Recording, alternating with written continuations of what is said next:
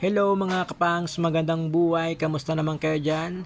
Today's menu is adobong sitaw po, budget meal. Ayan po, sitaw lang po muna tayo, budget meal. Budget meal o wala po talagang pambili. Inilagay na po natin yung bawang. Ayan po, igigisa po muna natin, normal na normal. Brown daw, brown. Color brown bago ilagay yung mga sunod na sangkap. 'Di ba? Depende naman sa inyo yan mga kapangs kung anong isusunod nyo agad. O yan, nilagay ko na rin yung sibuyas para mas malasa yung ating adobong sitaw.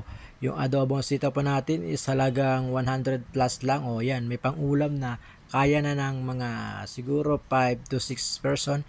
Depende na sa kakain. Pero kung mga bunog yung mga kakain, di kulang pa siguro. Ayan po, inilagay ko na rin yung manok. Manok po muna yung gamit natin ngayon kasi nga may issue na ASF. So sa mga tinamaan po ng ASF po, pray lang po tayo, sana naman sa susunod maging okay na. Ayan po, at nilagay ko na po rin yung Knorr seasoning. Depende sa inyo, sa akin pampalasa kasi yung Knorr seasoning. Inilagay ko na rin po yung cubes, siyempre chicken cubes, saka yung magic sarap. Depende na sa inyo. Nilagyan ko lang mga kapangs ng Knorr seasoning. Depende na po sa inyo yan. At nilagay ko na rin po yung paminta. Ayan na po, inahalo-halo ko na.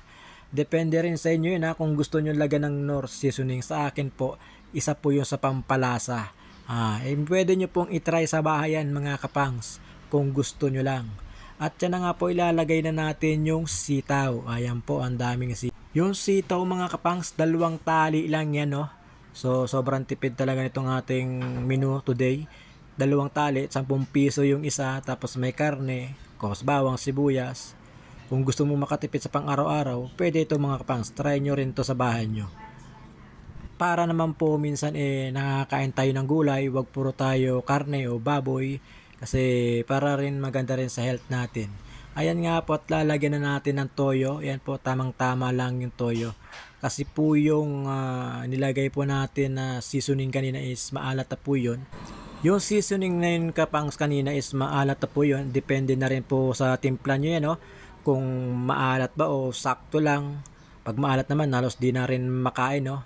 Ayan po, ready to serve na po mga kapang. So maraming salamat po sa pagpapanood ng aking video. Kung hindi ka pa po nakapalo sa aking video, please follow my page and subscribe. JPangs TV po. Yun lamang po, at maraming salamat po sa inyo. Ingat po tayo palagi. God bless.